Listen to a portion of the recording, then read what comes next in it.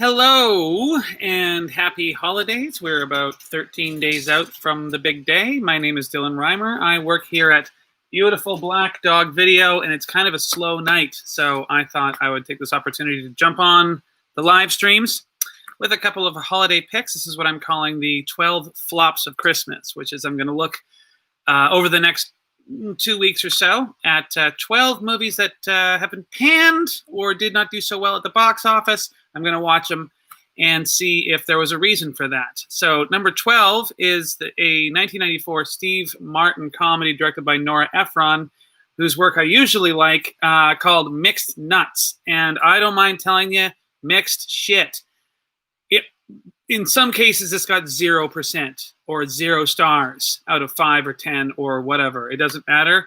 I thought maybe that was an unfair rating, but having endured this experience last night, I can honestly say that those reviews, 0 might be too much. This movie is utter shit. Especially, I can't understand why. Nora Ephron has done great work in the past. I mean, I don't think Sleepless in Seattle is a perfect movie, but it's a competent movie. Wrote When Harry Met Sally, if I'm not mistaken. I could be wrong about that. And, you've got Mail. If you like that romantic comedy kind of thing, and she's generally considered one of the best at it.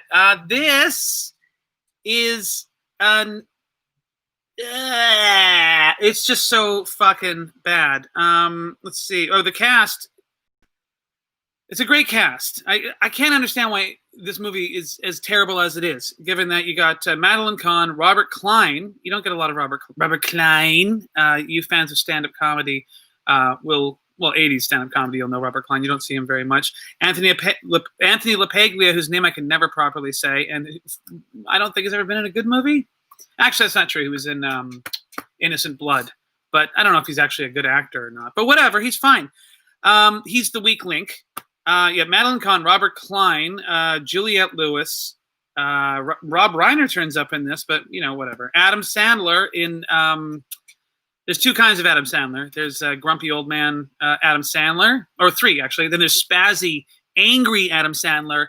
And then there's my least favorite, which is Adam Sandler when he talks like he's been hit in the head with a shovel for the entire movie. For some reason, I don't know. I won't judge. I do like Adam Sandler, just not when he sounds like a drooling idiot. Rita Wilson, and of course Steve Martin is in this. Stephen Wright turns up in this thing. Gary Shandling is in this, and somehow through some kind of Christmas miracle, it is a monumental pile of shit. The story goes nowhere. Scenes that are supposed to be slapsticky and funny just fall flat. I don't know if there's anything worse than a bad comedy. A bad horror you can laugh at. A bad action movie you can laugh at. Even a bad drama you can laugh at. But a bad comedy, it's like you've been rendered powerless because you're not laughing when you're supposed to be laughing. And if I wasn't planning on doing this quick little review for the shop today, I would have shut this off halfway through.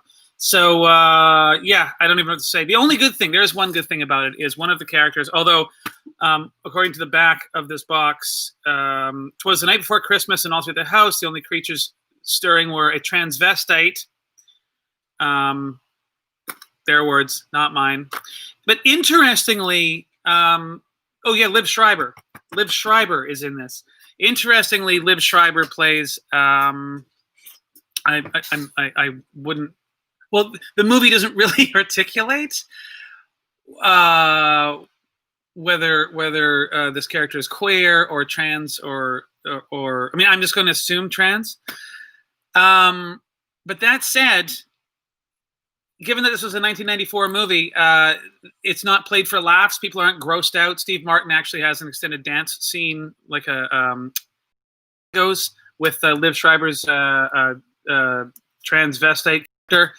And it's not like, ew, gross, ew, does he have one, doesn't he have one, boy dresses girl. It really is a fully realized and well-performed character. I mean, Liv Schreiber doing everything he can to bring any semblance of humanity to an otherwise terrible script. Yeah, so the only good thing about this movie is that the trans character is dealt with respectfully. So, you know, for that reason, I can't. I give it like a half a pine cone of a tree out of possible 5 trees. Mixed nuts. In some cases, 0% on Rotten Tomatoes. 10% on Rotten Tomatoes. A real letdown. Pile of crap. But if you want to rent it, or hell, even own it, possibly.